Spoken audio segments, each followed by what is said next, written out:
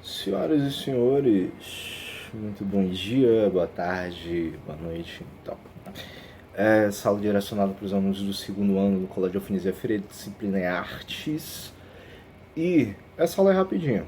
Tipo, o assunto que a gente vai tratar aqui são aquelas 6 questões que eu deixei para vocês referente ao texto base Diversidade do Grafite Urbano, né, que é basicamente uma complementação a respeito do que a gente já trabalhou durante o restante da unidade, que foi sobre o hip hop. Então, uma das uma das vertentes dentro do hip hop, mas que pode muito bem funcionar separadamente, não necessariamente ele precisa estar inserido no hip hop, porque a existência dele é uma existência individual, é o grafite. Né? Então, o texto base é A Diversidade do Grafite Urbano, de William da Silva e Silva. Foi um que eu mandei na aula anterior para vocês. Eu já tinha passado alguns documentários, alguns vídeos falando a respeito do que é o grafite em si, né, o processo de formação, da construção desse ideal do grafite. Mas é importante que a gente trate ele tanto dentro do contexto do hip hop quanto separadamente. Né?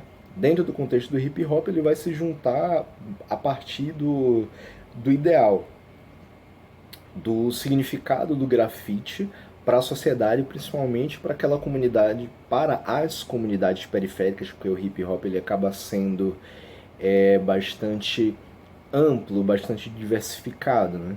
Então, o grafite é uma das vertentes do hip hop, mas o grafite ele funciona separadamente, tranquilamente. Né? O hip hop tem lá o break, o rap, através dos MCs, os DJs, o grafite e conhecimento, a ideia que a gente já falou, o quinto elemento do hip hop, que é o conhecimento, mas o grafite ele tá aí para poder fazer parte disso também.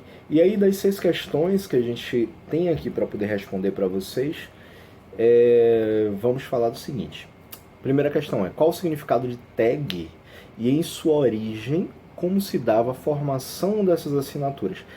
Primeiro que a gente pode ir lá na página, a página 2962, que é a página 3 do artigo, desse artigo do William, que vai tratar especificamente sobre o que é o tag. Tag, a primeira coisa que a gente passa pela cabeça assim é o quê? Hashtag, né? Instagram, Twitter, não sei o que utilizam muito esse hashtag para poder chamar a atenção das pessoas para o foco em um determinado assunto, né? Então, a tag nada mais é do que uma forma de assinatura, né? É uma etiqueta. Então, aqui no texto a gente vai ter o seguinte: a marca do tag foi iniciada por um jovem de nome Demetrius, de origem grega, no ano de 1971, na cidade de Nova York. Ele tinha por hábito espalhar por quarteirões o apelido TAC e o número de sua rua no Harlem. TAC 183. Então, a tag, a etiqueta, a assinatura dele era essa: TAC 183. Então, o significado em sua origem é essa. Como se dava a formação dessas assinaturas, eles eram construídas através dessa junção do nome ou apelido da pessoa com o número da rua dela. Então, surgiu esse TAC 183, Bárbara 62, Eva 62. Tem alguns que não se utilizavam só do apelido, né? Lady Pink, Zefi, Bana, K161, Shell 127, Cool Here, Crash Days, Frank e assim por diante. Né? Então, cada um de vocês poderiam pegar, por exemplo, seus apelidos. Claro, não pode pegar um apelido gigantesco, né? Tem que ser algo, uma assinatura quase com uma rúbrica, né? Para poder trazer essa ideia, juntamente com o número da rua de vocês. Como hoje em dia a gente não tem muita separação através de ruas, tirando algumas vilas, Rua F, Rua 32, não sei o que, tal. talvez fosse melhor a gente pegar o número da casa de cada um, né? Dentro da localidade, dentro da sua rua, né?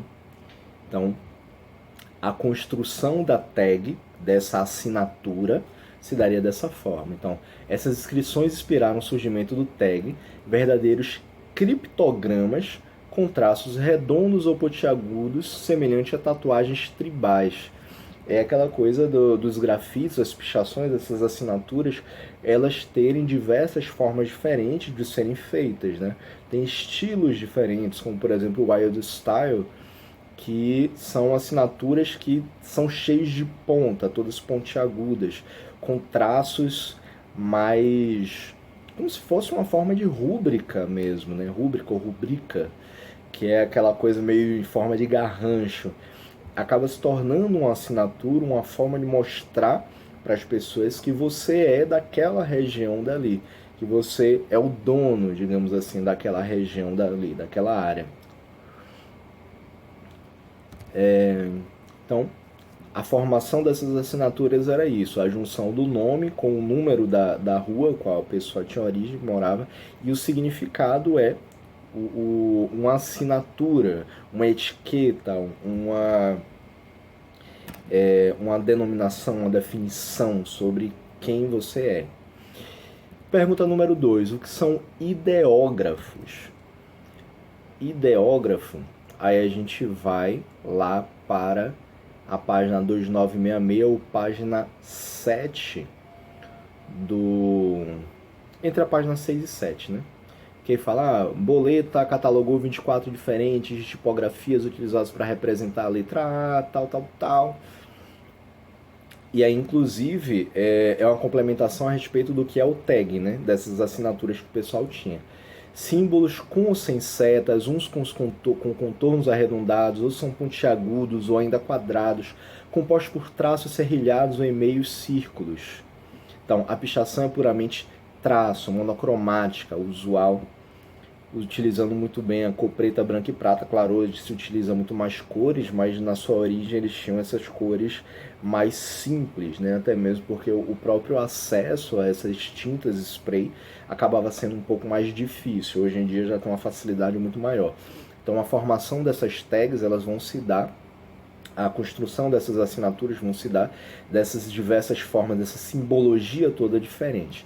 E aí quando a gente pergunta sobre o que é o ideógrafo, especificamente, a gente tem aqui, trata-se de ideógrafos que tiveram rápida expansão nas cidades urbanas e tal.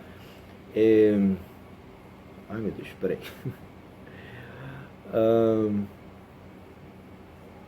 Pronto. Aí a ideografia é a escrita através de código. Ideógrafo, então, é a escrita através de código. Aqui a gente tem, trata-se, pode-se dizer que são na origem representações variadas do alfabeto, pouco altamente deformadas de modo intencional. Composições às vezes passadas, mas que geralmente encontram-se emboladas com os signos sobrepostos uns sobre os outros. Neste caso, assemelha-se mais a assinaturas mais rústicas, né? Assinaturas mais quase que rascunhadas. Então, tratam-se de ideógrafos. Essas assinaturas, essas tags que são feitas, mas de forma de símbolos, as simbologias. Ideógrafo, especificamente, é a escrita através de símbolos. E aí na própria página 7 a gente tem diversos símbolos justamente que trazem essa ideia da representação deles dentro do alfabeto. O que cada símbolo desse significa, que cada símbolo desse se constrói através do alfabeto que foi criado dentro desse imaginário dos grafiteiros, dentro dessa simbologia de rua dos grafiteiros. Claro que não é algo preso, né? Não é algo formal. Pode ser que em comunidades diferentes, em grupos diferentes, em cidades diferentes, eles sejam construídos de maneiras diferentes. mas isso já é um ponto de partida do estudo para a compreensão sobre essas simbologias, sobre o que são esses ideógrafos. Terceira questão, quais os estilos gráficos mais preponderantes no grafite? Estilos gráficos preponderantes no grafite, tá aqui logo na primeira página, no meio dela, 1, 2, 3, 4, quarto parágrafo, quinto parágrafo. No quinto parágrafo a gente tem assim, em cada situação, nas diferentes formas, o efeito plástico pode variar muito. Quanto ao aspecto visual, é interessante ressaltar a presença de estilos gráficos, já é bem específico, né, que influenciam assumindo a direção do resultado. Os mais preponderantes são o cartoon, o cômico e o stencil. Existem estilos pessoais de alguns interventores que provocam influências, estilos de grafite, entram nesse campo diferentes traços, temas e complementos de apropriações. E o que seriam cada um desses? O estilo cartoon, a ideia de cartoon já traz na cabeça o quê? O que são cartoons? São desenhos mais livres, né? Como se fossem de revistas. Ah, professor, lembro logo de Cartoon Network, que meu primo, meu irmãozinho assiste na televisão, na Sky, na NET, não sei onde. Pronto. Os cartoons são estilos assim mais de desenhos que retratam uma realidade mais social, né? É aquela coisa mais formal do grafite, isso especificamente o grafite, mais formal do grafite, né? São desenhos que trazem uma lógica maior, há uma crítica social ali, mas sendo de uma maneira mais formal, tá? Um outro tipo de grafite vai ser o cômico, que aí é uma crítica social, mais voltada para um caráter satírico. É você pegar, por exemplo, uma imagem tipo de uma personalidade, digamos, eu até já fiz esse trabalho em sala de aula, se não me engano. Você pega uma personalidade e coloca um tom mais satírico, um tom mais exagerado a respeito de alguma qualidade ou defeito dele. Tipo, você vai fazer um grafite sobre, por exemplo, FHC, Fernando Henrique Cardoso, que é um intelectual e coisa e tal, mas que é um cara meio senil, boca mole.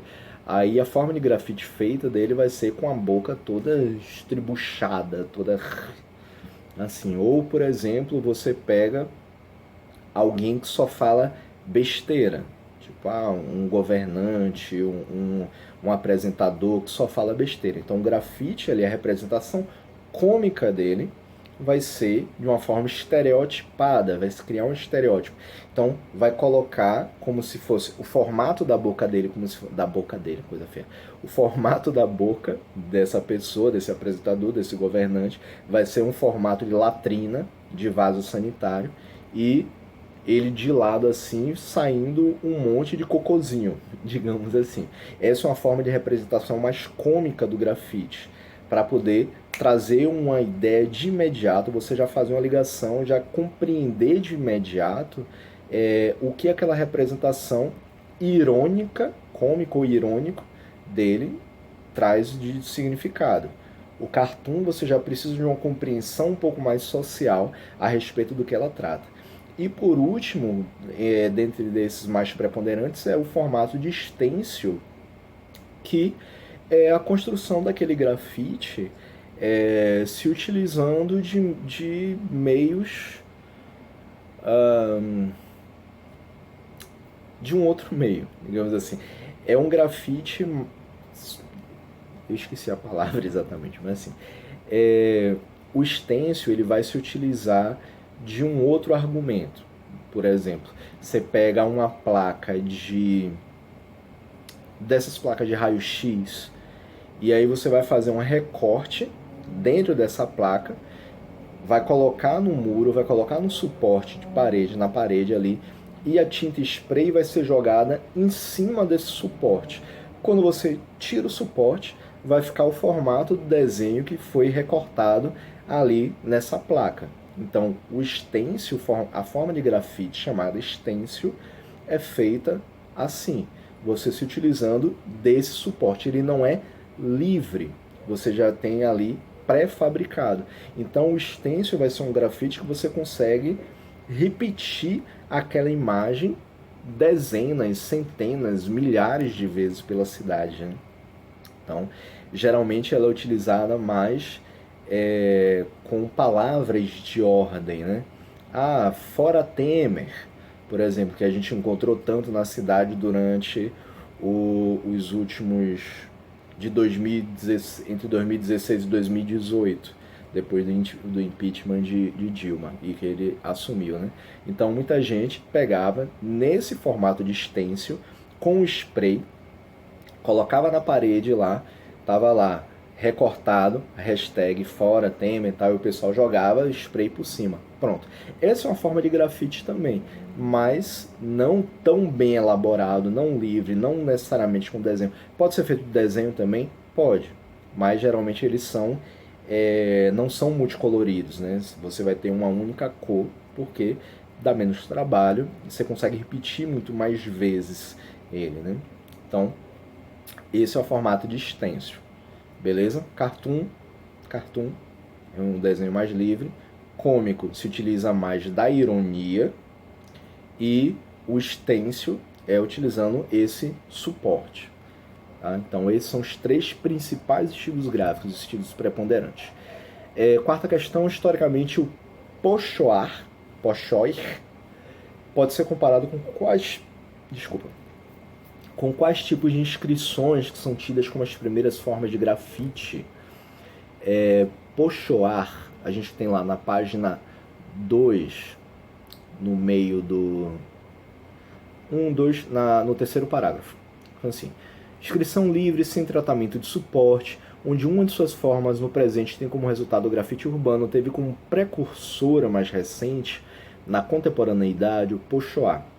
Na verdade, é muito mais rudimentar e ancestral, com origem que remonta à arte rupestre, quando a técnica era usada por nossos antepassados primitivos para pintar nas paredes das cavernas, usando como molde a própria mão para registrar seus contornos. Um dos meios para se obter esse resultado era assoprar tinta através de ossos ocos. Grosso modo, temos então um pochoir pré-histórico e a primeira tinta em spray. Olha que foda, que interessante isso. Isso aqui, o que ele diz é que as primeiras formas de grafite, se a gente pode falar, se a arte urbana, se o grafite é você chegar e uma forma de expressão artística, você pintar as paredes, retratando alguma imagem, retratando alguns dizeres, isso significa que durante o período primitivo, na pré-história, a arte rupestre, que é a arte feita em pedras, feita em paredes, teria sido a primeira forma de grafite. E o spray, aquele spray moderninho, bonitinho, que você tem assim, eu vou pegar, claro, não é spray, um Rexona aqui, né? Mas o formato de spray, que é justamente aquela lata de tinta que você aperta e vai jogando, vai sprayzando, jogando a tinta no local que você deseja. Os homens pré-históricos, as mulheres pré-históricas, né? A humanidade pré-histórica fazia isso de forma bastante rudimentar, se utilizando de osso, oco, cavado por dentro, ou madeira, e se colocava uma espécie de tinta por dentro. Poderia ser essa tinta através da mistura de água com algum tipo de corante natural, né? Que eles encontravam a seiva de plantas, com cocô de morcego batido e misturado com água, que aí vai dar uma coloração um pouco mais escura. Isso aí, anos atrás, a gente já retratou isso em sala de aula, falando sobre isso. Então, eles simplesmente colocavam lá como se fosse uma zarabatana, tá? Que os indígenas utilizam até hoje em dia de chegar para poder só isso aqui não é o que vocês estão pensando não, para poder soprar um dardo. Os pré-históricos, os homens pré-históricos utilizavam para poder jogar uma forma de tinta spray, né? Chegava assim, ó, soprava e aquilo ia gerando dentro, como se fosse o stencil, né? Gerando todo o contorno na mão. Pegava metade da mão, pegava. Mas o importante é que utilizava todo o entorno. Mão feia da porra. Pegava em todo o contorno da mão. E depois eles pintavam a parte interna, então a própria mão servia como lá. Mas enfim, então essa ideia do pochoá, essa ideia do comparado com qual tipo de inscrição, é dessa inscrição da arte rupestre, dessas inscrições pré-históricas, dessa arte que, ainda que não fosse considerado como arte naquela época, somente milhares de anos depois, mas a comparação do grafite ao grafite moderno é justamente as inscrições nas paredes na época das cavernas. As pinturas de cavernas foram a primeira espécie de grafite, como a gente conhece hoje, né? Claro, se transformando ao longo do tempo. Quinta questão, por que a institucionalização do grafite pode criar uma leitura enganosa sobre o tipo de proposta que ele entrega à sociedade? Aí é aquilo que a gente falou na página 5 do artigo de vocês, é aquilo que eu estava falando a respeito da importância da gente conseguir separar o que é o hip hop e o que é o grafite. Por quê? O grafite dentro do hip hop ele vai ter uma determinada leitura, mas ele existe individualmente fora do hip hop. Inclusive, ele surgiu antes do hip hop. O hip hop vai ser uma construção coletiva a partir de diversos segmentos, através desses 4 elementos. Então, e fora do hip hop existe o rap, fora do hip hop existe os DJs, fora do hip hop existe o break, fora do hip hop existe o grafite. Então, a gente pega a fala do Quartin dizendo o seguinte: em relação ao grafite, diria que se institucionalizar, estraga. Por quê? Ele tem um caráter de ser uma expressão fundamentalmente livre. Associar o grafite ao hip hop, por exemplo, pode induzir uma leitura enganosa da proposta aberta dos artistas de rua. O grafite tendência a se desprender de movimentos e ideologias. Com isso, passa a ser um ato estético, político ou não, com liberdade de linguagem, e assimila teses regionais. Por mais que seja uma vertente artística mundial, as apropriações culturais criam particularidades interessantes. O que é que significa dizer isso? Que o grafite ele consegue se adequar, diferente do hip hop, que é algo mais generalista. O grafite ele se adequa de acordo com a sociedade a qual ele está inserida. A gente consegue enxergar a construção da ideia de grafite, por exemplo, aqui no Nordeste, tratando de temas regionais, tratando de temas locais. Aquilo que a realidade de Aracaju é uma. Então, o grafite que a gente vê nos muros da cidade vão retratar uma realidade aracajuana. Se a gente for para Salvador, em Salvador, a realidade soteropolitana, a realidade de Salvador é outra diferente de Aracaju. Você pode ter algumas coisas em comum? Pode, tranquilamente. Então, você vai ter alguns grafites que são mais generalistas? Vai, com certeza. De âmbito nacional, uma crítica ao governo, que pode ser feita em Aracaju, pode ser feita em São Paulo, pode ser feita em Porto Alegre, pode ser feita em Manaus, vai ter uma mesma lógica. Só que, se você quiser fazer uma crítica mais local, porque Edivaldo, não esqueci o nome do prefeito daqui, Edivaldo, ele colocou para fora, colocou a GCM para tirar uma galera de uma invasão em tal lugar, nas Malvinas. Pronto. E aí, então, quando a gente for ver o grafite que está sendo feito naquela região dali, é uma crítica direta, regional, a Edivaldo. Um grafite que vai fazer uma homenagem a personalidades locais. A gente vai ver um grafite que vai retomar ao tema bem regionalista, bem nordestino. Não vai tratar sobre cangaço, vai tratar sobre sertanejo, sertanejo com a ideia de cangaceiro, com a ideia de habitantes do sertão, tá? Não de música sertaneja. Então o grafite, com essa construção, ele não pode ser institucionalizado, porque ele não pode ser colocado dentro de uma caixinha do hip hop tratando sobre temas que são bastante fechados. Ele vai abranger, vai ser gigantesco, porque vai de acordo com construções locais daquela sociedade.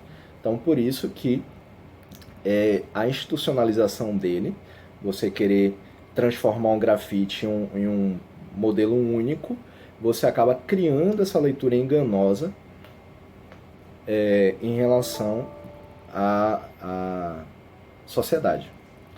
E a última questão é: explique a afirmação: ao sair da rua, o grafite perde as características, funções e todas as qualidades proporcionadas pelo urbano e passa a ser outra. Essa é uma característica, acho que uma das mais fáceis da gente relatar. Na oitava questão, que na página 8, a gente vai ter o seguinte. Logo no início, na página 8, tem a pergunta: mas afinal, o que é grafite urbano? Né? Assumiremos a atribuição do professor Paulo Quinal, segundo o qual grafite enquanto técnica pode ser definido como inscrição livre sem tratamento de suporte, tirando o stencil, né? Técnica do stencil. O grafite tem seu lugar nos interiores, exemplo da escrita latrinária e do grafite carcerário. Ó que definição foda. O grafite tem seu lugar nos interiores. A exemplo da escrita latrinária e do grafite carcerário. Enquanto o grafite urbano é inscrição livre, sem tratamento de suporte, fenômeno que por algumas vezes trata de questões sociais, no entanto, mesmo nesses casos, não tem obrigatoriamente engajamento social.